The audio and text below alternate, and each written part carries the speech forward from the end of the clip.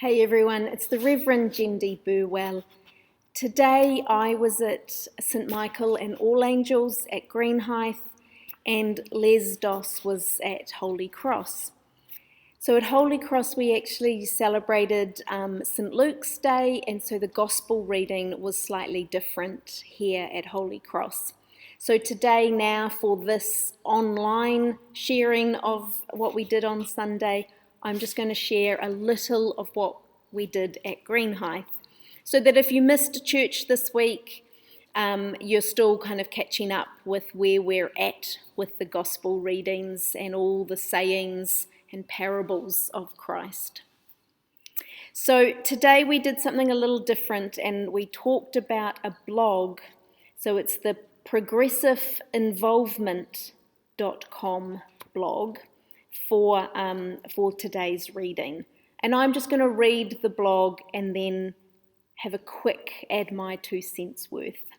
Okay, so today's gospel is Matthew 22, verses 15 to 22. Then the Pharisees went and plotted to entrap Jesus in what he said. So they sent their disciples to him along with the Herodians, saying, "Teacher, we know that you are sincere and teach the way of God in accordance with truth and show deference to no one, for you do not regard people with partiality. Tell us then what you think. Is it lawful to pay taxes to the emperor or not?" But Jesus, aware of their malice, said, "Why are you putting me to the test, you hypocrites? Show me the coin used for the tax." And they brought him a denarii. Then he said to them, "Whose head is this, and whose title?" They answered, "The emperor's." Then he said to them, "Give therefore to the emperor the things that are the emperor's, and to God the things that are God's." When they heard this, they were amazed, and they left him and they went away. Hear what the Spirit is saying to the church. Thanks be to God. So the blog from Progressive Involvement goes on to give a short translation of the gospel. Then the Pharisees went and deliberated together about how they might entrap him in a word. And they sent to him their disciples with the Herodians, saying, "Teacher, we know that you are true, and you teach the way of God in truth, and you care for no one, for you do not see into the outward expression of people. Tell us, therefore, what you think. Is it lawful to give a poll tax to Caesar or not?" But Jesus, knowing of their evil, said, "Why are you putting me to the test, you hypocrites? Show me the money for the tax." And they brought to him a denarii. And he said to them, "Whose image is this, and what inscription?" They said to him, "Caesar's." Then he said to them, "Give therefore to Caesar what is Caesar's, and those of God to God." And hearing, they were amazed, and leaving him, they went away. So now the blog sets out a little bit of background and situation. So it explains a little more about what's going on. Matthew follows Mark really closely. So Mark tells this story too. One minor change from Mark is that Mark says they sent to him some of the Pharisees, which Matthew has changed to, and they, the Pharisees, sent their disciples. This is more a reflection of the world that Matthew is in about 80 AD than that of Jesus, which is 30 AD. By the time of Matthew, the Sadducees had fallen, and the Pharisees were consolidating their position as the dominant tradition within Judaism. So in AD 80, Pharisee rabbis had disciples. Jesus had been speaking to the chief priests and elders, then chief priests and Pharisees. Now the Herodians are brought into the picture, which means the tension would have been ratcheting up. The Herodians were followers and supporters of Herod Antipas, who ruled the regions of Galilee and Perea from 4 BC to about 39 AD. So then the blog goes on to set out a little bit of background around religion and politics of the time. Interesting reading for the day after our election. Now, I'm not going to quote all the Greek. My pronunciation's shocking. I will put the link to this blog in the description so that you can read it yourself.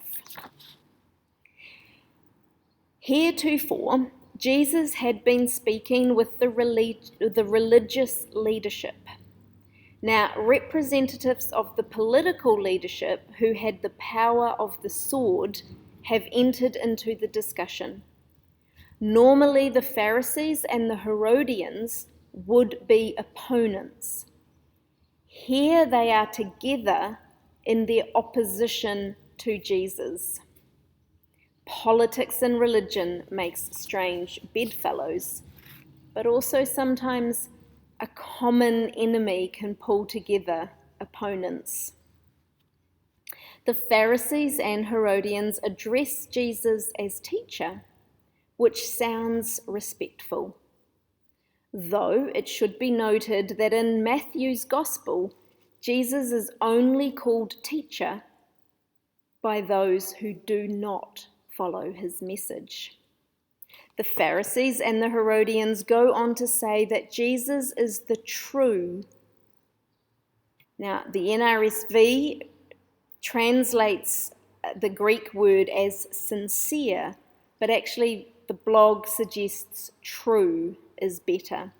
And he teaches the way of God in truth. And here the Greek turns really difficult. So there's a Greek phrase which literally would be, "You do not care concerning no one." So the NRSV says, "You show deference to no one." The Greek then has another phrase which literally would be, "For you do not see into the outward expression of people." The Greek word is the outward visual of an essential nature. It usually is translated as face, but really refers to the entire external manifestation of one's inner condition. So there's I don't care for the outward expression as opposed to kind of what's really on the inside. The Pharisees and Herodians appear to flatter Jesus by twice proclaiming him true, but then seem to take some of that away by saying he cares not for others, nor sees into the face of people. The sense of it seems to be that Jesus is sincere but naive concerning the nature of life. Or put another way, Jesus does not know what he's gotten himself into. He's in over his head. Maybe he was. Maybe we all are. Maybe it appeared that way. This might not have been an entirely unreasonable assumption. The debate on the tax was an important issue in Jerusalem. It touched on the question of how the Jewish people were to relate to the occupying power, the Roman Empire. Should the people support this occupation, by paying the tax? It was a tricky question, much debated, often debated. Sound familiar? And the religious and political forces in Jerusalem might have thought that a street preacher from Galilee, from Jesus, from the sticks, might not be up to the task of dealing with the complexities of this poll tax. The Pharisees and the Herodians sprung their trap. So is it lawful to pay the poll tax to Caesar or not? The poll tax was 1 denarii per year, and it was one of 3 general taxes. There were other more particular taxes. The poll tax was hated by the people. The zealots, mainly rural anti-Roman terrorists or freedom fighters, take your pick, flatly refused to pay it. The common people, the vast majority of whom were very poor, sympathised with the zealots on that particular point. Not on a lot of things, but on that particular point they did.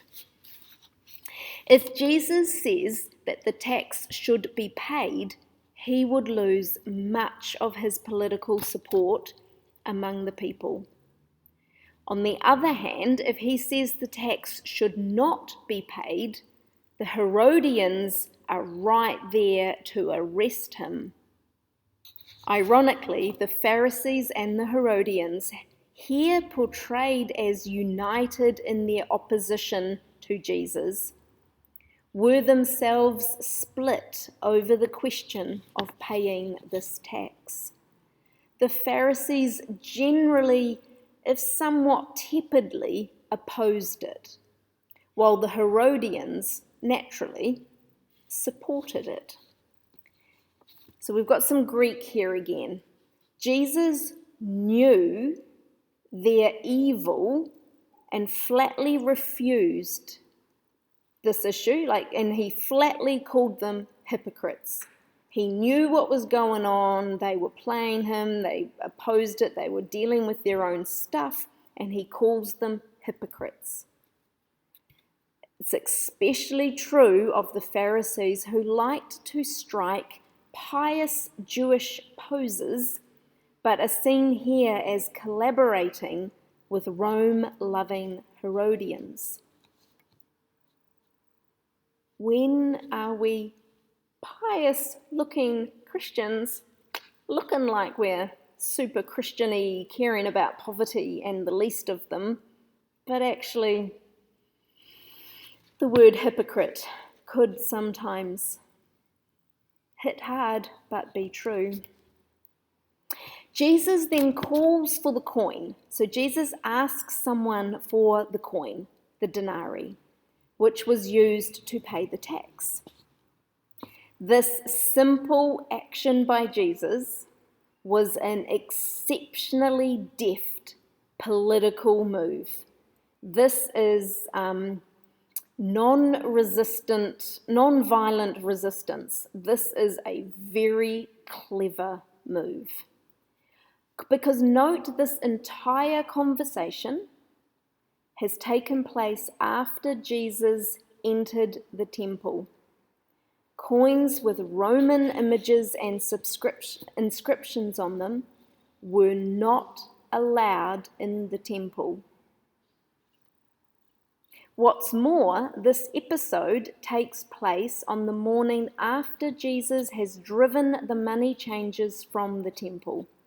The reason the money changers were there in the first place is to change Roman coins into temple coins, and they made about a 50% profit on that transaction. So by asking for a coin, Jesus sent the message to the onlooking crowds of people that he, quite rightly, did not possess one of those coins in that place. When the Pharisees and Herodians gave him one, They reveal that they did possess such coins, and they had them on their person at that moment within the sacred precedent. Hypocrites indeed. Whilst looking all good on the outside and being super pious, they had these coins on them within the temple. Not only that, but the Pharisees, so the arch enemies in some ways of Jesus in Matthew's Gospel, disclose that they are wittingly or unwittingly supporting the Roman Empire imperial system over and against their own Jewish traditions. So driving home his point, Jesus wants to know whose image is on the coin. The word is ikon and should be translated as image, not head, as some translations put it. This recalls, as Jesus thoroughly intended, the Torah's prohibition on graven images. You were not to have an image of God. The message is clear. Therefore, the image of Caesar is an idol. He also asks what's written on the coin, which in the time of Jesus would have been Tiberius Caesar Augustus, son of the divine Augustus.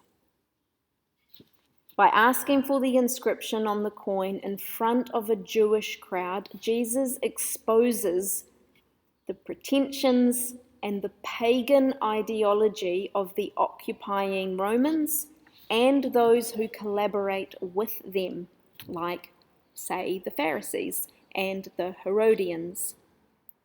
Then comes the famous saying, "Give therefore to Caesar what is Caesar's, and to God what is God's." Any Jew within hearing distance, which would have been the entire crowd observing this scene, would know that the earth is the Lord's and the fullness therefore. Everything is God's. There is no exceptions. The Pharisees and the Herodians, knowing that they are licked and hoisted on their own petard, can only be amazed and leave. The saying has often been used to support the separation of church and state. Whilst the blog writer, and I, and probably most people, support this separation of church and state, it is inappropriate use of this saying. It is not what this saying is saying. It's what the blog writers are saying. You can't apply it just like that to our modern situation. If Jesus had said, "But give to God what is God's," you could make an argument that Jesus was making that distinction and trying to carve out separate spheres of action, political here, spiritual over there. But he did not do that. He didn't say but, he said and. What Jesus was really doing is undermining imperial authority and exposing the religious leadership as collaborating with that authority. He was not outlining separate spheres of religious, political, spiritual, secular. That would have been bizarre in this time in Jewish tradition and in first century Israel. Rather, he was contending against the contemporary leadership of both. In doing so, he was being political and spiritual all at once. The reason that's unheard of is because there's not even a word for spiritual. Everything is spiritual in Israel. Everything is spiritual to the ancient Jewish religion from which Christianity sprung from and is part of. There is not spiritual and secular. There is not stuff that is of God's and some stuff that's not. Everything you do, everywhere you are, everything is spiritual. When you voted, when you ran, when you gardened, when you went to work, everything is spiritual. Now, I share this blog with a few thoughts of my own because I think it's quite interestingly that that's the lectionary reading for today. And also because I like the idea of this flow. What? So what has happened? What is going on? What is actually here? Then, so what? What might that mean? What sort of a translation? What does it mean? Okay, going a little deeper. But not ending there. What? So what? And then, now what? How will I now live? How will I now be? Now what are we being called to do? As I've said a few times, the 3DM resources will often say, read some scripture. What is God saying to us here? Now what are you going to do about it? Or you sense, you're praying and you sense the Holy Spirit. What is God saying to you? Now what will you do with it? And I think that's the same for this what, so what, now what flow. We could understand something at a what level. That's just a statement of fact. It is raining. It's not at the moment, but So what? So what? Oh, the washing's getting wet. That's the meaning of the fact that it's raining. Again, you could stop there, but actually go the next step. Now what? I'm going to go out and get the washing and put it back in the spin, put it in the dryer. Everything we do, everything is spiritual. Everything is of God. And to everything we can apply what? So what? Now what? Thinking. So I will share the blog. I invite you to take another read of it and have a wee think and wonder for yourself what might be being said and then what you will actually do as a result of that. I hope the rest of your Sunday goes well. I look forward to seeing some of you next week, and those of you who are only online in this capacity, God bless. I will put something up again on Wednesday and on Sunday, and I hope in some small way it is helping you in your faith and in your application of your faith. God bless. Take care.